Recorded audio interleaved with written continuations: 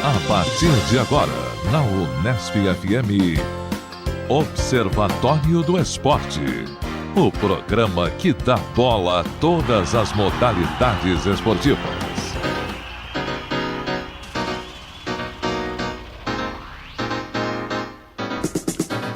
Um abraço para você sintonizado em 105,7 nas ondas da Unesp FM. Hoje é sábado, 6 de maio, o ano é 2017. Eu sou o Guilherme Dias e está começando agora mais uma edição do Observatório do Esporte. No Observatório, você já sabe, informação e análise dos acontecimentos esportivos da semana. Hoje vamos falar sobre o fair play no esporte e o caso do zagueiro do São Paulo, Rodrigo Caio. A ética dos atletas é importante na prática esportiva? Qual é o verdadeiro papel social do esporte? A formação dos atletas tem algo a ver com isso? Entrevistamos o jornalista esportivo do site Indústria de Base e pesquisador sobre a formação de base dos atletas no Brasil, Arturo Salles, e também o ex-árbitro da FIFA e comentarista dos canais ESPN, Sálvio Spínola. Fique ligado, já já vamos abordar este tema. Aqui no Observatório, a informação vai além das quatro linhas. Hoje conosco, nosso querido Tuca Américo e também Zeca Marques. A gente começa justamente com o Zeca, o nosso Portuga. Um abraço para você, Zeca. Um abraço, amigos ouvintes, amigos da mesa, caro Guilherme. Um abraço para o Carlos Napolitano, que não está, mas estará presente dentro de alguns minutos. Já estará conosco. Já estará conosco. Provavelmente vai falar sobre basquete, né? Sim, ele gosta de basquete, assim como o Tuca gosta de vôlei. Mas falarei sobre vôlei hoje.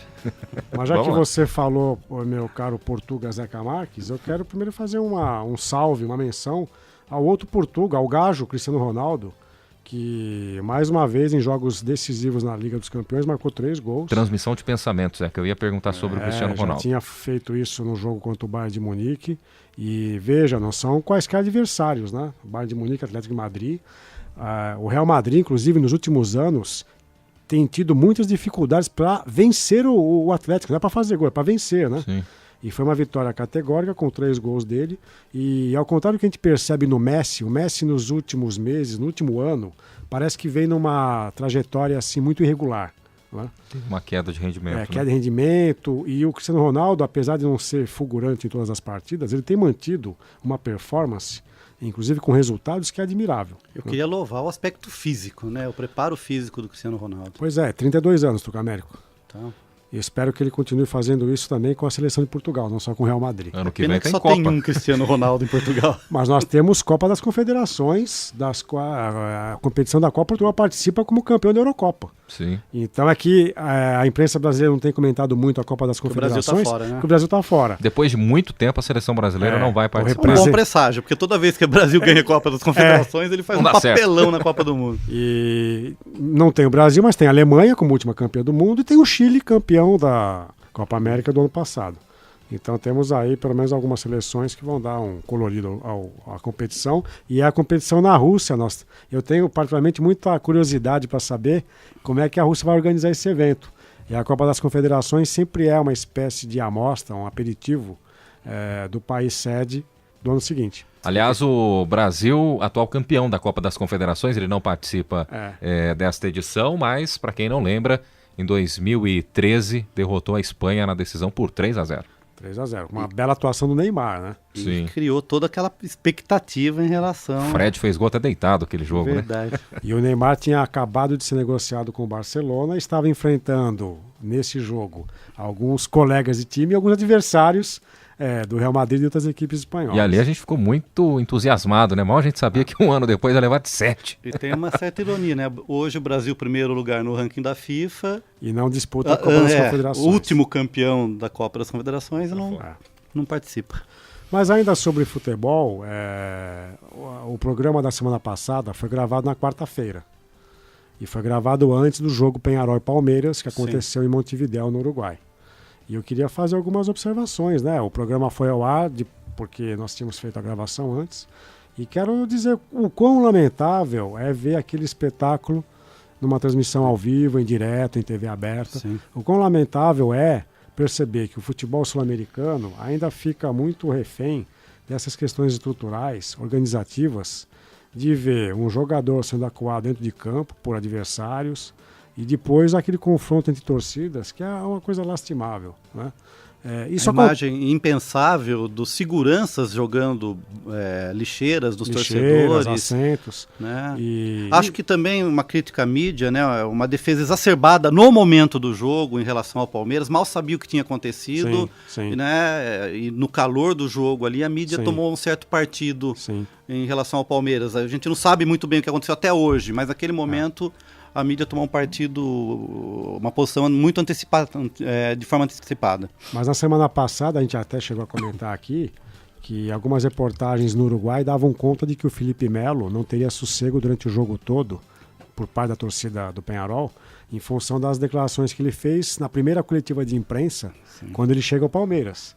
E ele, com aquele arrobo de querer mostrar muita virilidade, dizia que se tiver que ir no Uruguai bater dar na cara do Uruguai, eu vou dar tapa na cara do Uruguai, porque isso faz parte da minha essência. A gente pode dizer então, Zeca, guardadas as devidas proporções, né? Mas o Felipe Melo que criou esse ambiente para ele?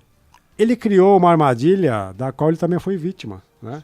Então é uma declaração completamente lamentável, que poderia ser evitada. Ele não precisa disso para se afirmar e reafirmar como jogador de futebol, porque ele é um jogador extremamente técnico. Essa ideia de ser um jogador truculento, violento, que parece que ele usa a favor dele, na verdade é algo que depõe contra ele, porque ele é um jogador técnico, que já atuou em equipes de ponta na Europa. Disputou uma Copa do Mundo como titular em 2010. Né? Eu acho que ele não precisa de mais nada para se afirmar, autoafirmar com relação à sua virilidade, truculência, violência e outros atributos que envolvem... Havia uma frase do Tostão, que eu me lembro textualmente, que ele falava sobre a imprevisibilidade do futebol, né, da circunstância que se constrói uma partida de futebol. E o que aconteceu com o Felipe Melo foi não levar em consideração isso. Ele começou com aquela declaração infeliz lá atrás, teve a circunstância do jogo... Teve outra declaração depois do jogo em São Paulo. Palmeiras e Peñarol. Aí não você dá nem pra repetir aqui, né? Aí você pega um time que está ganhando de 2-0 no primeiro tempo, sofre uma virada no segundo tempo, vê que está praticamente fora da competição. Tudo isso foi num crescendo que aquilo interessante que o conflito dentro de campo foi só contra o Felipe Melo. Sim. Não foi uma briga generalizada entre jogadores do Palmeiras e do Peñarol. Todo mundo foi para cima do Felipe. Eles queriam acertar o Felipe Melo e aí o Fernando Praz, o goleiro, acaba tentando apartar, ele também é acuado, mas não queriam acertar o Fernando Praz, queriam a cabeça do Felipe Melo. Bom, para não dizer que foi lamentável o que aconteceu em Montevidéu, eu acho que deveria haver uma punição exemplar ao Peñarol, uma punição exemplar ao Felipe Melo, né? Para que isso não seja uma marca do nosso futebol. A gente vê que a Liga dos Campeões passa ao largo dessas questões. A violência na Europa aconteceu na Eurocopa por causa das questões nacionais dos torcedores. A Eurocopa não tem uma espécie de defesa ao hooliganismo como a Liga dos Campeões tem. E é só a gente lembrar que antes da Liga dos Campeões ter esse formato, nos anos 80, o Liverpool, depois daquela tragédia na Bélgica, no jogo Juventus e Liverpool, o Liverpool ficou 5 anos afastado das ligas europeias. Não só o Liverpool, como qualquer equipe inglesa. Então, quando isso acontecer aqui na América do Sul, pela Conmebol, quando um Peñarol ficar 5 anos afastado, quando uma nacionalidade qualquer, um país, não possa ter as suas equipes representando o país nessa competição, talvez a gente possa pensar melhor na organização dos eventos. E no domingo, logo depois desse jogo que aconteceu na quarta-feira, no domingo seguinte, nós tivemos um outro espetáculo deplorável no campeonato, num campeonato aqui no Brasil, que é a Taça Copa do Nordeste, que foi a agressão entre jogadores do Bahia, do Vitória, com o técnico Argel do Vitória, que foi demitido, e Bahia e Vitória que vão decidir o título baiano. Aquela era uma competição da Copa do Nordeste. Semifinal da Copa do Nordeste. E na outra semifinal, que aconteceu no meio de semana, Santa Cruz e Sport, também houve confrontos dentro de campo. Então eu acho que o futebol brasileiro, o futebol sul-americano, de forma geral, padecem de alguma enfermidade. Eu acho que essa turbulência social que nós vivemos, Tucamérico, não só no Brasil, mas em vários países da América Latina, desigualdade social, truculência das forças policiais, desmandos do governo, corrupção, isso está criando um caldeirão de turbulência social e é óbvio que o futebol não vai ficar afastado disso. O futebol está sendo exemplo do que acontece na nossa sociedade. E assim como a impunição reina na sociedade, essa impunição não acontece no esporte e acaba gerando mais violência. Então é lamentável que a gente tenha que se deparar dia sim, dia não, com jogadores se enfrentando, aquela expressão que eu acho feia, mas que é um lugar comum no jornalismo, vias de fato, né, Guilherme? Sim. Jogadores que vão às vias de fato para tentar se agredir e depois de algum tempo pode estar no mesmo time, 1 ano depois, 2 anos depois, fazendo parceria na mesma equipe. Então, eu acho que isso poderia ser repensado e acho que tem 2 saídas. É, obviamente, uma conscientização melhor dos profissionais, um apoio e punição para aquilo que tem que ser punido. E punição de verdade, né? Porque o que a gente vê por aí é como o Zeca falou, né? Tem que ser uma punição exemplar. Caso contrário, o cara faz hoje, amanhã ele já está jogando de novo, faz outra vez, se sente à vontade porque ele percebe que não tem esse tipo de gancho, né? Como deveria ter. Você está em 105,7 nas ondas da Unesp FM. Este é o Observatório do Esporte. Ele não está aqui hoje, mas nem por isso deixou de participar do Observatório do Esporte, separando material pra gente, nosso querido Carlo Napolitano. Um abraço para você, Carlão. Olá, amigos ouvintes, olá, amigos da mesa. Gostaria de retomar aqui 2 assuntos tratados na semana passada do nosso programa. Um deles, um assunto local do Bauru Basquete, que se classificou para as semifinais do Campeonato de Basquete Brasileiro, da NBB. Todo mundo viu, né, que o Bauru virou a série, estava perdendo por 1-0, virou para 3-1, e no último jogo, no domingo, Bauru conseguiu se classificar. Então fica aí os parabéns para a equipe bauruense, e como eu comentei na semana passada, eu fui a 3 jogos nesse campeonato e nos 3 o time de Bauru perdeu. Então talvez eu seja aí um grande pé frio e prometo para os torcedores que eu nunca mais vou, ou pelo menos nesse ano, nesse campeonato eu não irei assistir aos jogos na panela de pressão. Até acho que o Guilherme Dias comentou no programa da semana passada que eu seria um pé frio e isso ficou comprovado. Então, para a sorte dos torcedores do time, eu prometo e repito, não vou participar mais dos jogos ao vivo, não vou prestigiar o time lá no panela de pressão. Outro assunto, e para dizer que de alguma forma o nosso programa está na vanguarda dos acontecimentos, o assunto comentado pelo Zeca, e que eu queria retomar, a respeito da soltura e volta da prisão, ou para a prisão do goleiro Bruno, né? Na oportunidade, o Zeca estava comentando sobre esse aspecto futebolístico, mas também sobre o aspecto social, ou seja, da repercussão que esse assunto teve na sociedade, de uma forma crítica até, de não reconhecimento de um direito de um preso, de se ressocializar e de voltar às suas atividades, inclusive uma atividade trabalhista laboral, como é o caso do goleiro Bruno. No último programa, que gravamos na quarta-feira, né, da semana passada, o Tuca me perguntou se poderia ser feita uma correlação entre a soltura do goleiro Bruno e de alguns casos envolvendo a Operação Lava Jato. Na oportunidade, no programa eu disse que sim, né, que poderia ser até um álibi do Supremo Tribunal Federal, soltando o goleiro Bruno pela justificativa do atraso das prisões preventivas ou dos julgamentos em segunda instância. E, de fato, essa correlação se deu, né? Na mesma quarta-feira, foi noticiado que o Supremo Tribunal Federal soltou o João Carlos Genu, que é um operador do sistema aí da Lava Jato, dos financiamentos de campanha, e, na sequência, o José Carlos Bunlai, conhecido aí por todos como empresário também participante ou pelo menos envolvido nos esquemas de corrupção, e na última terça-feira a soltura do ex-ministro da Casa Civil, do José Dirceu, né? Então, o que comentamos no programa da semana passada aconteceu. Então estamos aí na vanguarda da informação, né? Não só na informação esportiva, que é o nosso objeto principal do programa, mas também informações políticas, sociais e jurídicas, pensando sempre o esporte além das 4 linhas, como é a própria chamada do nosso programa. Fica aí um abraço para todos do programa, bom programa, não pude participar das gravações, e talvez a semana que vem seja de volta. Abraço! Talvez, né? Bom advogado, Colocou, né? Talvez, aí, mas a gente acredita que na semana que vem, nosso querido Carlo Napolitano. Carlão, sinta-se abraçado. É o Mick Jagger do basquetebol bauruense, o Carlo Napolitano. Eu quero fazer uma proposta ao Carlo. Bom, primeiro, gostei dele falar que nós estamos na vanguarda da informação. Legal. A rádio cultural, educativa, pública, universitária tem que ter esse papel mesmo. Bacana. Mas eu quero convidar o Carlão, aliás, faço o prazer de comprar o ingresso para ele. Para assistir o jogo do Corinthians? Não, para ele frequentar o Canindé e ver os jogos da Portuguesa. Porque pior do que já é impossível ficar. E é capaz que ele, com essa aura de pé frio, ele possa fazer com que a Portuguesa vire uma potência futebolística. A situação. Projeto Tóquio em ação, com o Carlos Napolitano.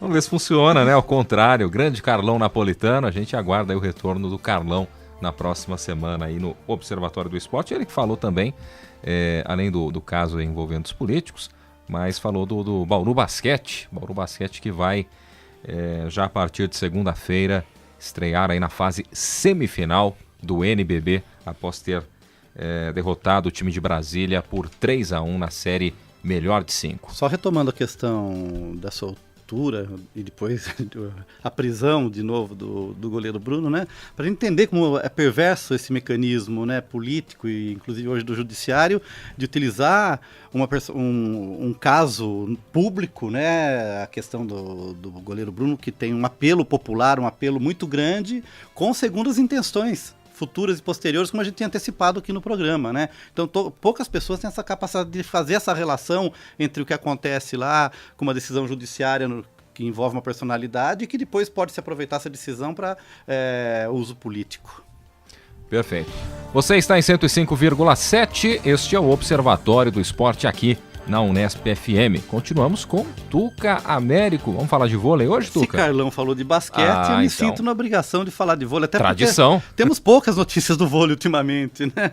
Mas agora acho que tem algumas coisas pra gente comentar aqui. É que as notícias são as mesmas. Liga Nacional, final entre Rio de Janeiro e Osasco.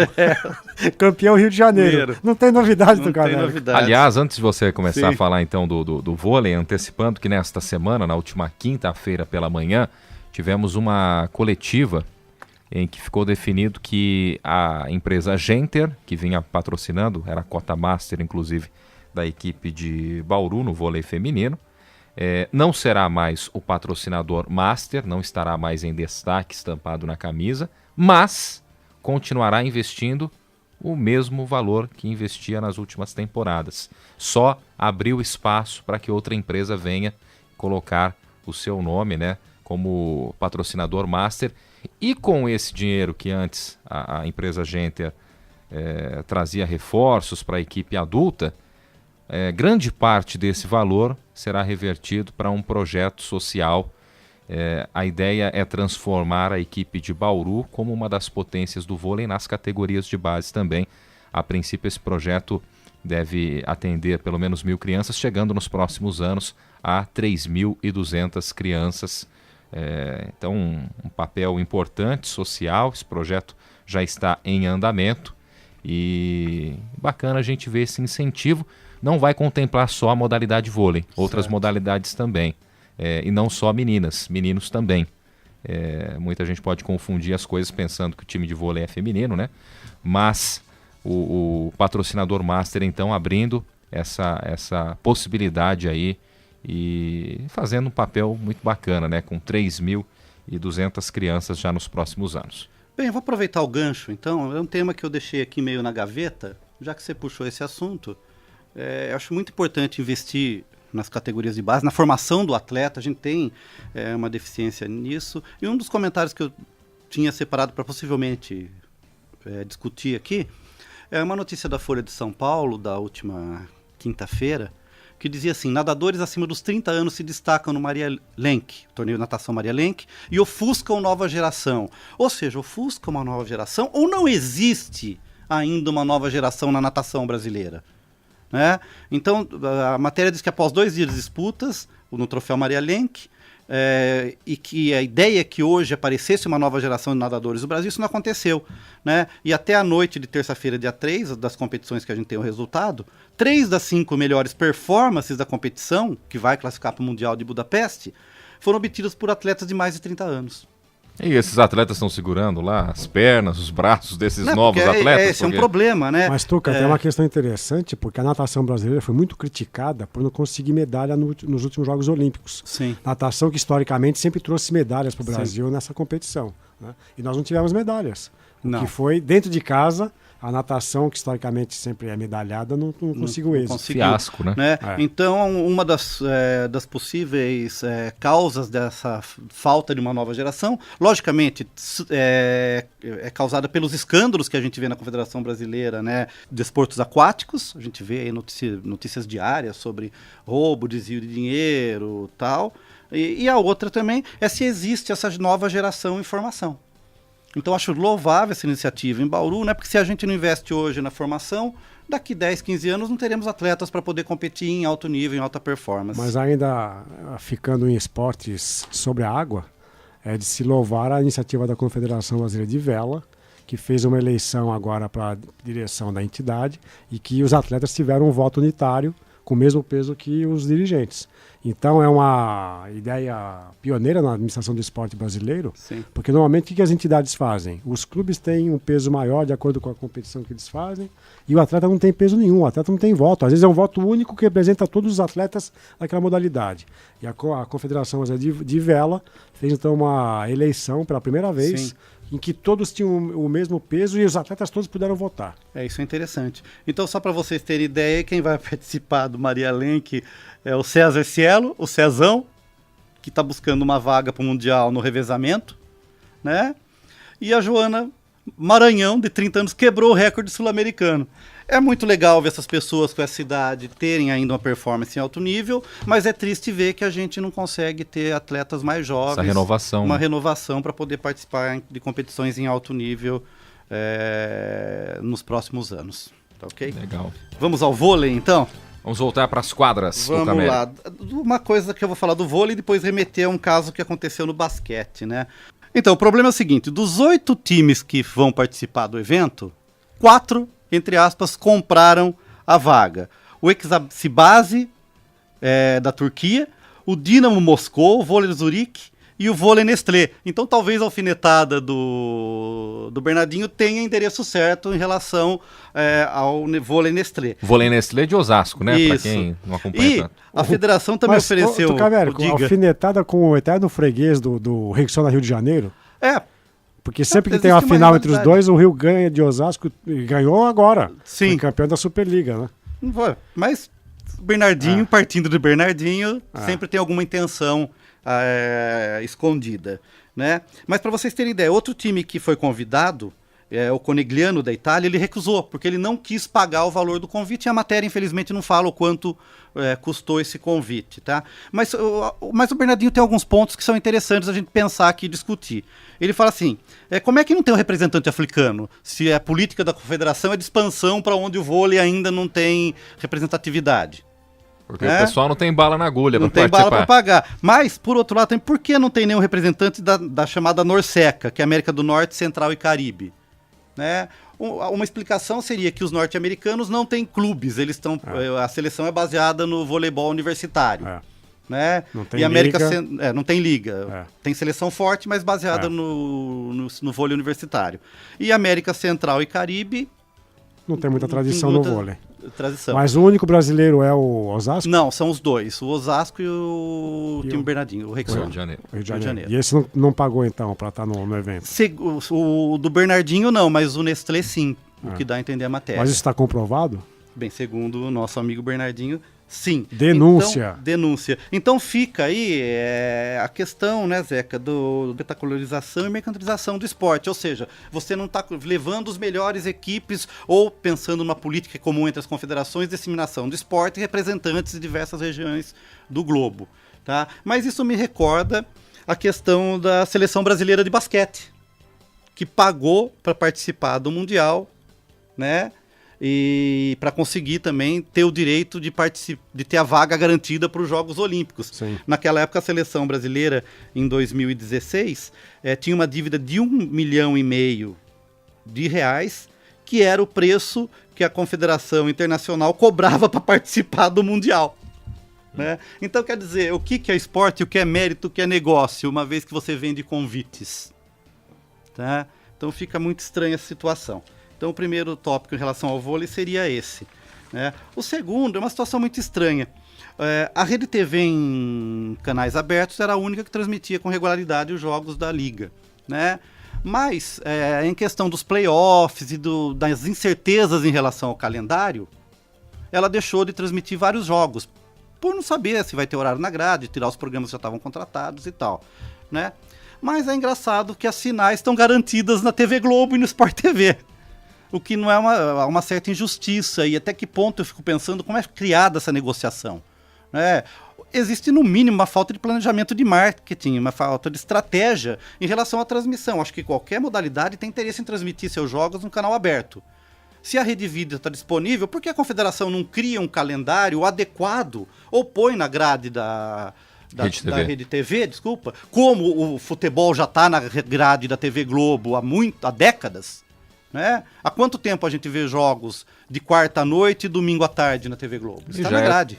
Totalmente elaborado para isso, né? E agora a Globo está colocando jogos na terça à tarde da Liga dos Campeões, mas sim, dependendo dos times que estão em campo. Sim. Porque eu também acho inadmissível que ela mostre uma semifinal de Liga dos Campeões entre Real Madrid e Atlético de Madrid na terça, e no dia seguinte a outra semifinal não seja exibida em TV aberta. Mônaco e Juventus. Isso porque passou a Juventus. Se passasse o Barcelona, com certeza... Certamente, se fosse Mônaco e Barcelona... Com certeza. Certamente esse jogo, se não esse jogo em Mônaco, o jogo seguinte na Espanha seria exibido em Barcelona. Eu acredito que os dois, viu, Zeca? Você acha que os dois? Bom, por causa do Neymar, tem o Neymar, tem o Messi. Sim. Mas não dá para você pautar uma programação que privilegia uma semifinal e não privilegia a outra. Sim. Só porque os atores são diferentes. E fica essa dificuldade em definir um horário na grade da Rede TV, mas no Esporte Espetacular do domingo da Globo, tá lá garantido às 10 da manhã a transmissão da final. Só pra gente encerrar, queria saber rapidinho a opinião do Tuca, principalmente do Zeca, né? Vamos ter nesse final de semana, neste domingo, a primeira arbitragem aí com auxílio do árbitro de vídeo, né?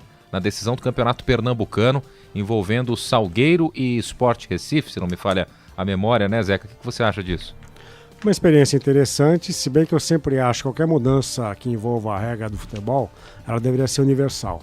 Ela deveria valer para a final do Campeonato Pernambucano e também para a terceira divisão do Campeonato Pernambucano, que é jogado no interior, com campos sem tantas condições. Tem que valer para a primeira divisão do Azerbaijão, para a segunda divisão da Ucrânia, para a primeira divisão do Brasil e para a Série B do Campeonato Paulista, que tem o 15 de Jaú disputando, e o Noroeste na Série A3. Então, isso tem que ser universal. Eu não posso ter uma configuração e uma aplicação de regra num jogo, por mais que seja uma final, e não tenha para outros. O que a FIFA fez com aquela tecnologia da linha de gol para saber se a bola entrou ou não? Funcionou na Copa, aqui no Brasil, nos nossos estádios. Acabou o evento, nenhum estádio brasileiro manteve a tecnologia porque ele é cara, não é? Então, acho que o grande problema da aplicação de regras do futebol é que ela deveria ser universal. Deveria valer para qualquer competição, em qualquer tipo de território, em qualquer tipo de campo. Legal, este é o Observatório do Esporte aqui na Unesp FM. Vamos agora para a matéria desta semana. Vamos falar de Fair Play, locução de Isaac Toledo. Observatório do Esporte. Confira a reportagem da semana, um tema em debate. Fair Play, ou traduzido literalmente para o português como jogo justo, é uma filosofia que prima pela conduta ética nos esportes. A expressão nasceu em 1896, durante as Olimpíadas de Atenas, pelo Barão de Coubertin, o organizador dos Jogos. Resumidamente, significa que os praticantes de algum esporte devem jogar de maneira justa, sem prejudicar seu adversário de maneira proposital. A FIFA, entidade máxima do futebol, traz o tema em um de seus slogans, que diz "Meu jogo é fair play", incentivando assim a honestidade entre os jogadores. A campanha da instituição começou na Copa do Mundo de 1986, após o famoso gol de mão de Diego Armando Maradona contra a Inglaterra nas quartas de final do torneio. O ato ficou mundialmente conhecido como La Mano de Dios, a mão de Deus. Apesar disso, a FIFA já buscava promover a justiça e as boas maneiras em suas competições. Desde a Copa do Mundo de 1978, a entidade premiava a seleção menos faltosa com o troféu Fair Play. Porém, num ambiente que há muita competição e busca cada vez maior por resultados, são inúmeros casos de jogadores que praticam ações antidesportivas. Somado a isso, no Brasil, a cultura dos esportes e principalmente do futebol se mistura com outra cultura, a do jeitinho brasileiro. A equipe do Observatório do Esporte entrou em contato com o jornalista e pesquisador na área da formação de base dos atletas, Arthur Salles. Arthur comentou que um esportista deveria ser instruído desde as categorias de base em relação à importância da ética e boas maneiras no esporte. Um jogador de um alto nível que vai chegar a ser um modelo, né, que vai ter exposição suficiente para ser assistido e entre outras atribuições dele, também de dentro do possível ser um modelo de comportamento, esse jogador ele vai ter passado pelo menos aí uns 6 anos no ambiente de categoria de base, que é um ambiente de alojamento, né, nos principais clubes aí do Brasil e até do mundo. Com certeza, o ambiente de formação ele vai ajudar nisso. Lógico que tem a família envolvida, cada caso é um caso, a gente não pode generalizar. E quem está ali, né, quem está formando, o clube, os profissionais envolvidos têm a sua parcela de responsabilidade na formação desse jogador, com certeza. Arthur Salles também citou que o trabalho nos atletas em formação deveria ser feito e acompanhado por profissionais de várias áreas para conseguir esse êxito. Cada profissional envolvido no processo tem a sua parcela, né? O trabalho tem que ser, como se diz, inter ou multidisciplinar, ou até buscando o transdisciplinar, que seria, né, conceitualmente, todos trabalharem em conjunto para o objetivo da formação de uma maneira muito integrada, né, muito interdependente, para que se conseguisse isso, né? Mas aí cada profissional teria a sua atribuição, né? Recentemente, o caso do zagueiro do São Paulo, Rodrigo Caio, chamou a atenção sobre o tema do fair play em todo o Brasil. Nas semifinais do Paulistão de 2017, jogando contra o Corinthians, Rodrigo alertou o juiz que ele tinha se equivocado na marcação de uma falta. O lance em questão foi uma dividida de bola com o atacante do Corinthians, Jô, o zagueiro Rodrigo Caio e o goleiro do São Paulo, Renan Ribeiro. O juiz apitou falta por um pisão do atacante no goleiro, porém o defensor são paulino assumiu que ele próprio havia atingido seu companheiro. O árbitro, que havia dado cartão amarelo para o atacante corintiano, cancelou a punição e o jogo seguiu normalmente. A atitude do zagueiro, que deveria ser algo corriqueiro e profissional em todos os esportes, gerou uma enorme repercussão. O assunto foi pauta nos principais programas e colunas esportivas de todo o país, durante vários dias. A equipe do Observatório também entrou em contato com o ex-árbitro e comentarista dos canais ESPN, Salvio Spínola.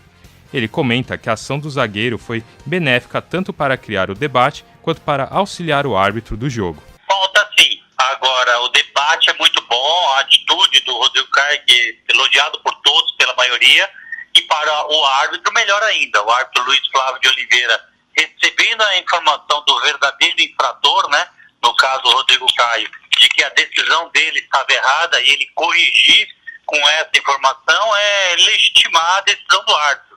O árbitro se fortalece com uma informação como essa, como a atitude do Rodrigo Caio. Questionado sobre a posição do juiz em relação a atitudes de fair play nos jogos, Salvio comentou que as atitudes devem partir apenas dos jogadores. O árbitro não recebe nenhuma instrução e o fair play, ele não é do árbitro, ele tem que ser do jogador. O árbitro não pode e nem deve dar ordem para o jogador cumprir o fair play, ou seja, falar para o jogador, devolve a bola. Isso não pode ser ordem do árbitro, tem que ser espontaneidade do jogador. O jornalista dono do site Indústria de Base, Arthur Salles, também comentou sobre o caso Rodrigo Caio. Ele afirmou que é importante que ocorram essas situações e que é importante a discussão da ética no esporte. O caso em si, ele com certeza ele criou uma discussão, né? Ele gerou uma discussão. Dentro dessa perspectiva, eu acredito que seja muito positivo, né? Eu, agora falando como um cidadão brasileiro, né, dentro do que eu tenho de percepção sobre essas questões, essas discussões éticas, eu vejo que, de uma maneira geral, a gente tem discutido mais isso, né? E isso passa também pelo futebol. Então, é importante que existam atitudes consideradas assim fora da linha, né, para que a gente discuta ainda mais, porque eu julgo que essa questão da ética é uma questão fundamental, importantíssima para a nossa vida em sociedade, né? E o futebol, obviamente, está dentro disso. O assunto traz à tona um debate importante, o papel social do esporte. Arthur Salles comentou que, historicamente, o esporte tem sua importância política e social para o restante da população. O esporte, dentro da legislação brasileira, ele tem várias funções. O esporte que a gente está discutindo agora, no momento, é o esporte de rendimento, o esporte de alto rendimento. Mas ele mesmo, o esporte de rendimento, ele pode ter muitas funções, né? Historicamente, a gente viu, por exemplo, na Alemanha, nas Olimpíadas de 36, o Hitler buscando aí mostrar a hegemonia de raça. Depois, na Guerra Fria também, a questão da hegemonia dos sistemas, dos modelos político-econômicos. Então, assim, tem várias funções. O jornalista do site Indústria de Base ainda afirmou que é necessário o debate sobre o papel dos ídolos no esporte. Ele comentou que é preciso uma reflexão maior sobre como esse ídolo é formado desde a base. O ídolo, como modelo, eu acho que é uma função importante do esporte, apesar de não ser a única, né, do esporte de alto rendimento. Eu acho que é uma função bem relevante que deve ser discutida, né? Então, assim, a gente tem que ter noção para que serve o esporte, né? Para que ele pode ser útil, no que ele pode ser bom para a sociedade, né? Para que a gente discuta o exemplo do ídolo esportivo, inclusive dentro do processo de formação. Algo que ainda a gente está no mundo, não só no Brasil, mas no mundo a gente está engatinhando ainda um pouco. Tem muitos problemas aí na formação esportiva, com certeza. Muito bem, depois da locução do Isaac Toledo, né, vamos aos tradicionais agradecimentos, agradecendo ao jornalista do site Indústria de Base, o Arthur Salles, né, que por algum tempo também esteve conosco na equipe aqui do Observatório do Esporte. Um abraço para o Arthur. E ao ex-árbitro e comentarista dos canais ESPN, companheiro de turma do nosso querido Zeca Marques, o Sálvio Espínola. Não, eu queria dizer isso. O Sálvio foi meu colega de turma na arbitragem na Federação Paulista, turma de 92. Era meu vizinho em São Paulo e treinávamos juntos, fazíamos juntos a nossa preparação física. Um grande abraço ao Sálvio, grande amigo. Que legal. Bom, hoje conosco para debater esse assunto do fair play, que aliás vem tomando conta dos noticiários esportivos nos últimos dias, além do Gustavo Lustosa, que continua conosco da temporada passada, teremos 3 estreias, né? O Sérgio Pantolfi, a Aline Campanhã e também a Marina Borges. Mas a gente começa com o veterano, o Gustavo Lustosa. Gustavo, como é que você enxerga essa polêmica aí do fair play dos últimos dias? Muita gente crucificou a atitude do Rodrigo Caio, atitude essa que deveria ser um pouco mais constante no meio esportivo, né? Um abraço para você. Um abraço, Guilherme, um abraço aos amigos da mesa, um abraço aos ouvintes. Realmente esse caso tomou proporções, eu acho que proporções certas que deveriam ser tomadas, porque é um debate que a gente tem pouco, essa questão da ética, do profissionalismo no esporte. E eu acredito que o Rodrigo Caio estava certo no lance, como deveria ser. Normalmente a gente tem essa cultura no Brasil, do jeitinho, da malandragem, mas eu acredito que o zagueiro do São Paulo estava certo no que ele fez. E até as informações do Globo Esporte que teve problemas no CT, problemas no elenco, eu acho isso uma coisa muito... assim... Dizem que nos vestiários, né, no intervalo da partida, ele já foi cobrado por parte ali do grupo de atletas, né? Então, eu achei isso uma coisa muito, diria deselegante, mas uma coisa bem errada, assim, de se repercutir no vestiário. E eu acho que esse assunto traz à tona um debate importante que a gente tem que fazer, que até o Arthur cita nos comentários dele, que é sobre o papel social do esporte, né? O que o esporte está ali com essa toda exposição, principalmente futebol aqui no Brasil, qual que é a função dele, né? É apenas entretenimento? Ele tem uma função social? Então, acho que esse debate é bem interessante. Tá certo. Debutando hoje, né, no Observatório do Esporte, a Marina, e eu gostaria de ouvir a Marina Borges a respeito desse assunto também, a gente fica incentivando muitas vezes, né, Marina, de que deve haver realmente esse tipo de conduta, esse tipo de posicionamento como teve o Rodrigo Caio, só que a situação que envolveu o Rodrigo Caio nos dias seguintes, muita gente cobrando, isso tira até um pouco da coragem de outros atletas de seguirem esse exemplo do Rodrigo Caio, porque eles sabem que poderão e deverão ser cobrados por próprios companheiros, né? Como é que você enxerga isso? Bem-vindo ao Observatório do Esporte, Marina. Obrigada, olá a todos. Bom, eu acho que ele saiu do campo falando que ele fez o que ele tinha que fazer e que deveria ser corriqueiro, né? Como o Gustavo apresentou. Eu acho que não deveria ter tido a repercussão que teve, porque deveria ter sido tratado como algo normal. Como acho que é uma atitude antidesportiva ele não ter falado. Ele não teria deixado o jogo ter sido suspenso do próximo jogo. Então eu vejo assim como algo que deveria acontecer normalmente, não deveria ter tido tanta repercussão como teve. Mas eu acho que em relação ao CT é muito errado, porque prejudica ali o convívio social entre os jogadores, deixa um clima ruim no vestiário, né, até para voltar da própria partida, como ele foi cobrado. Eu acho que não deveria ter isso, porque já é difícil para o próprio atleta, com a pressão da torcida, tudo, poder prejudicar o próprio time, no caso. Claro, o Jô é um jogador importante, acho que muitos torcedores devem ter ficado bravos por ele ter falado, mas eu acho que ele fez o certo, sim. Acho que deveria acontecer mais vezes isso e não ser repercutido dessa forma que foi. Legal. E qual o seu posicionamento, a sua visão a respeito desse tema? Sérgio Pantolfi, que também está estreando aqui. Bem-vindo ao Observatório. Muito obrigado, Guilherme. Um olá a todos da mesa, os ouvintes. Eu concordo com o que a Marina falou na questão de que a repercussão foi realmente muito grande em cima do assunto, sendo que era para ser algo muito corriqueiro. E lembrando até que o companheiro de zaga do Rodrigo Caio, Maicon, criticou abertamente na coletiva de imprensa. Para quem não lembra, né, o Maicon disse que preferia a mãe do adversário chorando do que a dele, né? Então, e fica complicado ali, fica um clima meio pesado ali entre os zagueiros. Agora, provavelmente, já deve estar mais calmo, mas na época, sim, eu acho que deu uma desestabilizada no pessoal ali. A questão é que, por exemplo, e essa questão do fair play é um problema, porque, por exemplo, no meio esportivo, a gente sofre muito com a falta dele, não só no futebol, principalmente no futebol, porque aqui no Brasil a gente tem muitos problemas do jeitinho brasileiro e tal, principalmente, porque eu lembro também que muitos torcedores criticaram a atitude do Rodrigo Caio em falar isso, porque o Jô, ele é atacante, ele tá fazendo gol nos clássicos, ele poderia estar suspenso no próximo jogo. E no outro jogo da semifinal, a gente teve um caso também, que foi o do Fagner com o Cueva, que o Fagner deu uma paulistinha no Cueva e foi julgado agora. E todos os jogadores do Corinthians, ali, os jogadores da comissão técnica, todos aplaudiram o Rodrigo Caio, o Fagner, todos eles falaram. E no jogo seguinte aconteceu esse problema, esse fato aí. Perfeito.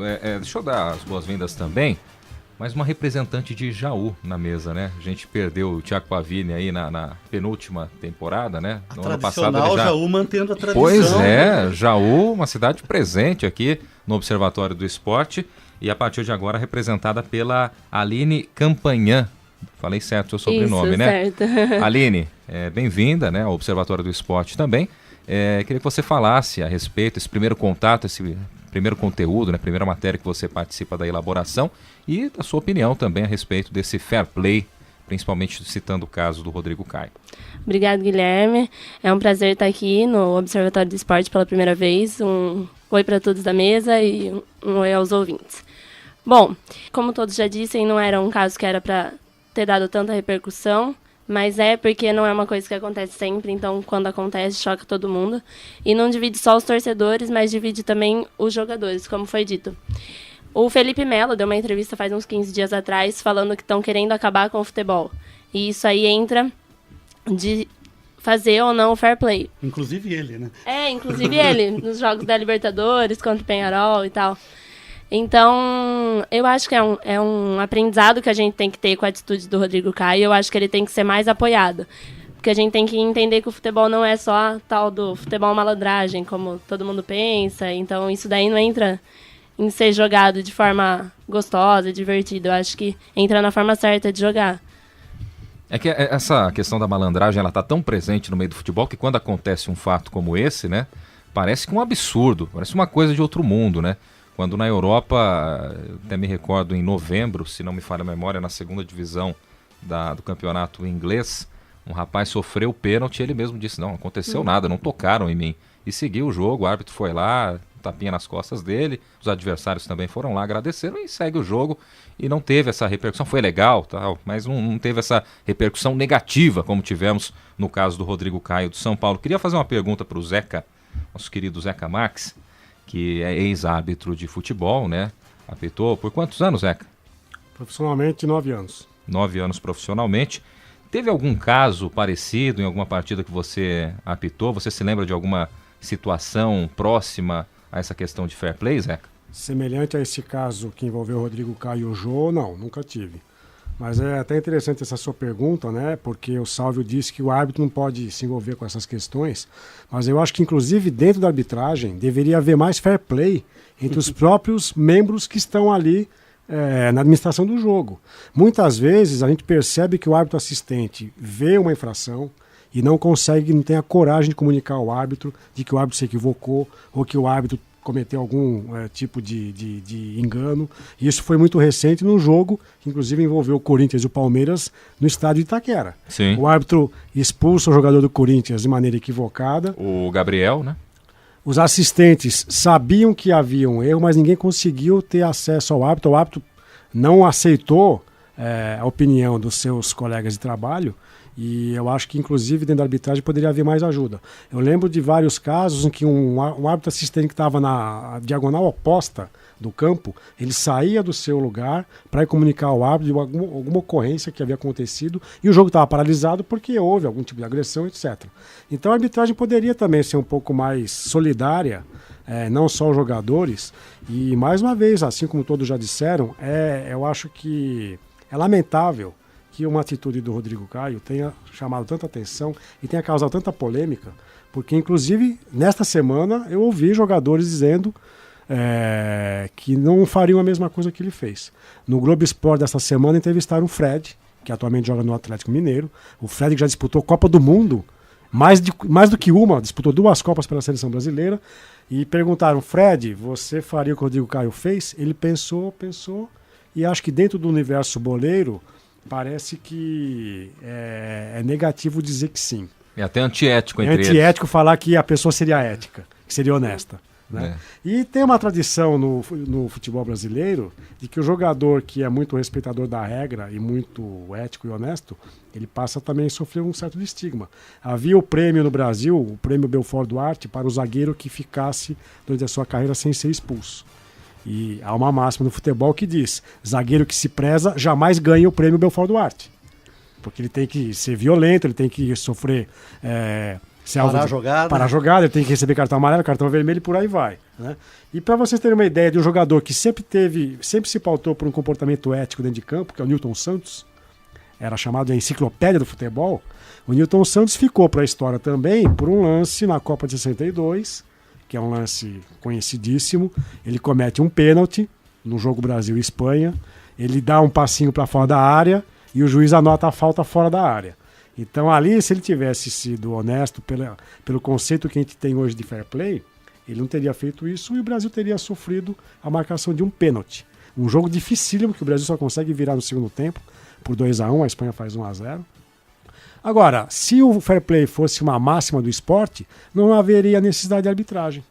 Os jogadores se respeitariam. Não, eu cometi a falta, desculpa, a bola é sua. Todo mundo se acusaria, né? Por que a arbitragem? Porque, independente de haver fair play ou não, há lances que são de difícil leitura.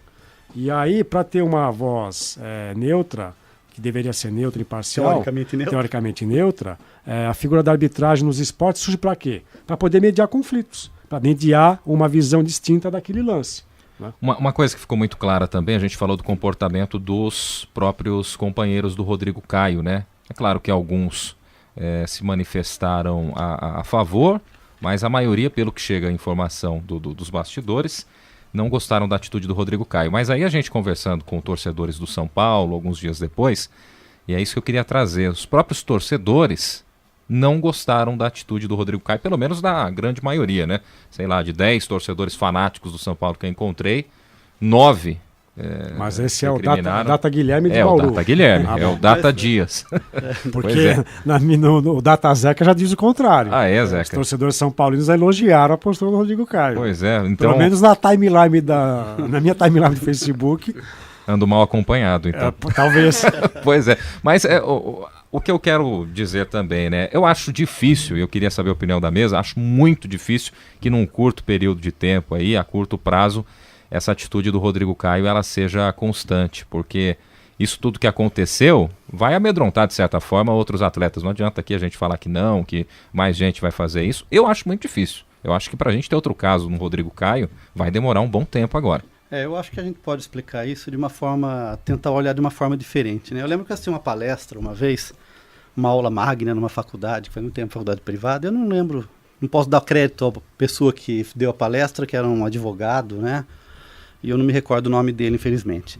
Mas ele fazia uma discussão... Você não queria dar crédito, você estava com medo de sofrer uma ação do advogado. Não. É uma possibilidade, mas realmente eu não me recordo do nome do cidadão. Mas ele colocava essa distinção entre ética e moral. Né? Então tem uma questão que é moral. Se for analisar a questão moral, ele está correto. Mas esse palestrante dizia que a questão ética, ele a define como o que seria um comportamento esperado. Né? Por isso que a gente fala numa ética da máfia, uma ética que acontece dentro das facções criminosas que dominam os presídios. Então, o que seria o comportamento esperado? Então, dentro da máfia, se você trai o grupo, você é morto. Então, essa é a ética da máfia, o comportamento esperado. Então, o que a gente vê dentro do esporte é essa ética meio particular do meio esportivo, que seria o comportamento esperado diante de uma situação. Né? E, de certa forma, uma coisa meio hipócrita. Vamos ser sinceros. Estava pensando aqui.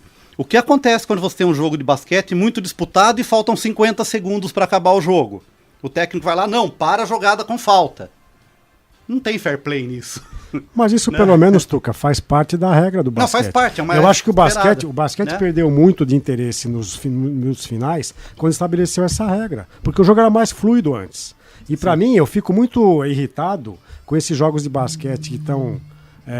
quase sempre com ponto a ponto disputado, e o último minuto dura 10 minutos. Né? Sim. Mas eu queria aqui, antes de devolver a bola para os nossos alunos, eu queria aqui instituir e sugerir que a gente institua o prêmio Rodrigo Caio, que vai ser o prêmio que vai premiar os jogadores que manifestarem fair play durante as partidas de futebol. Mas só assim como houve o Belfort... Não, no caso dele por causa do futebol. Assim como houve o Belfort Duarte, que premiava o zagueiro que não era expulso de campo, vamos instituir o prêmio Rodrigo Caio para os atletas que tiverem moral e ética nos jogos. Porque em algumas modalidades esportivas, como o tênis, o fair play, até pela origem aristocrática do tênis, não estou dizendo que os aristocratas têm mais ética e moral do que quem não é aristocrata. Sim. Mas quando o jogador joga a bola bate na rede e engana o adversário, o que acontece no tênis, Tuca Américo? Pede desculpa. O jogador pede desculpa. Sorry. Porque eu fiz uma jogada que impediu que você pudesse responder a bola. Um próprio jogo, foi involuntário. Um próprio esporte considerado violento como o rugby, ele tem um fair play enorme em comparação com outros esportes. E dizem que o rugby tem muito mais... a gente pode chamar o nosso diretor Fábio Fleury para falar do rugby. Sim. Mas o rugby tem muito mais comportamento ético dos atletas, apesar de parecer mais bruto do que o futebol. Sim. Mas ele tem muito mais companheirismo, coleguismo do que o próprio futebol. Tem um próprio ditado que diz que o rugby é um esporte de brutos jogado por cavalheiros e o futebol seria um jogo de cavalheiros jogado por brutos. Exatamente. E só lembrando também, acho importante a gente colocar que a nossa equipe de reportagem tentou contato com o Rodrigo Caio, né, que é o principal envolvido, protagonista dessa história, e o Lustosa, os demais integrantes da equipe, pode até confirmar nesse momento, mas sim. Ele quer encerrar o assunto, é isso, Lustosa? Acho que por conta dessa repercussão que teve, que foi mal falado entre os próprios companheiros do São Paulo, ele preferiu não comentar sobre o assunto. A gente falou com o pai dele, ele confirmou isso, que ele gostaria de morrer esse assunto. Engraçado é que você pode até me corrigir se eu estiver errado, mas eu acho que o lance que o Zeca citou há pouco, do Dudu, que foi muito questionado na primeira fase, quando o Gabriel é expulso, no lugar do Maicon, que deveria receber cartão amarelo, ele foi menos massacrado em determinados momentos do que o próprio Rodrigo Caio, que teve uma conduta bacana, né? Então, isso que eu não consigo entender.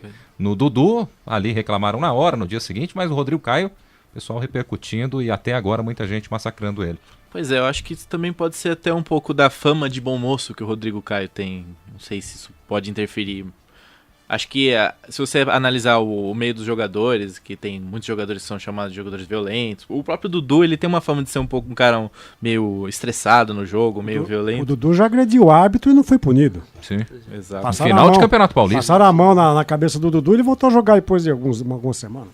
O Rodrigo Caio chegou até a ser chamado de jogador de condomínio por algum dirigente, eu não lembro, do São Paulo, há muitos anos atrás. Então acho que seria até um comportamento... entre os atletas relativamente esperado de um Rodrigo Caio, de um Kaká, atletas que têm essa pose, essa fama. Essa sensibilidade um pouquinho além ali dos chamados boleiros tradicionais, né? Podemos colocar dessa forma. Bom, só pra gente encerrar esse assunto, pois não, Sérgio? Então, engraçado ver como você falou logo antes, que os torcedores do São Paulo criticaram a atitude do Rodrigo Caio. Em contraponto, os torcedores palmeirenses, quando o Felipe Melo deu um soco na cara do uruguaio, nossa, foram a loucura. Felipe Melo. Pois nossa, prometeu e cumpriu, né? Coisas absurdas. Já chegou falando, né, que ia dar tapa na cara de uruguaio e deu mesmo. E, sabe, isso é É algo totalmente contrário do que... Mas, o Data Zeca também diz que os palmeirenses da minha timeline, inclusive disseram, o Palmeiras, ele é conhecido pela academia de futebol e não é pelo comportamento do Felipe Melo. Eu preciso ser amigo dos amigos do Zeca. Reverenciaram o Dudu, não o Dudu de agora, o Dudu que fez par com o Ademir da Guia, o Dudu que jogou na Ferroviária. Sim.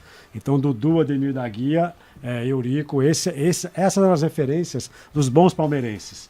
Agora, o Felipe Melo, eu acho que ele sempre padeceu de alguns problemas que ele poderia tratar em outras instâncias, né? Só lembrar o lance da Copa do Mundo de 2010, no jogo Brasil-Holanda, que ele faz uma falta no Robin e depois pisa no Robin. O Felipe Melo é o vulgo fanfarrão, né? É o cara que chega apavorando na apresentação, gosta de contar história, depois ele vai se enrolando no meio da temporada. É mais ou menos por aí. Vamos lançar um desafio ao Carlos Napolitano que não está presente? Vamos. O Carlos Napolitano deve estar ouvindo o programa. Sem dúvida. Então, Carlão, na próxima semana você diga se o Felipe Melo é seu ídolo no Palmeiras ou não. Vamos ver. E um abraço pro Carlão. E um abraço pro Carlão. A gente já mandou antes do Carlão. Segundo abraço pro Carlão. Segundo abraço. Carlão que já participou, colaborou no programa de hoje, né? E estará conosco aí na próxima semana. Tá certo? E você, ouvinte do nosso programa que acessa as redes sociais, curta nossa página no Facebook, o endereço é facebook.com/Observatório do Esporte. Acesse também o blog do nosso programa, o endereço é observatório do esporte unesp.blogspot.com.br.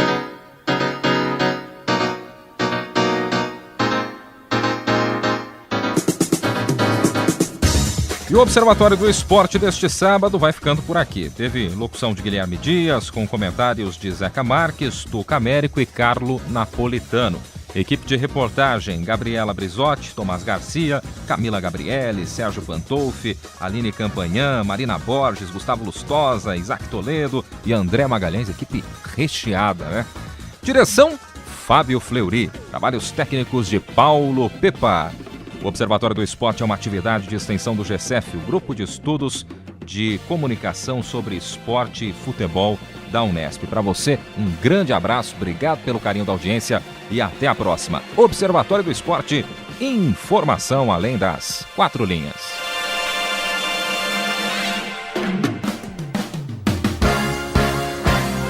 A Unesp FM apresentou Observatório do Esporte.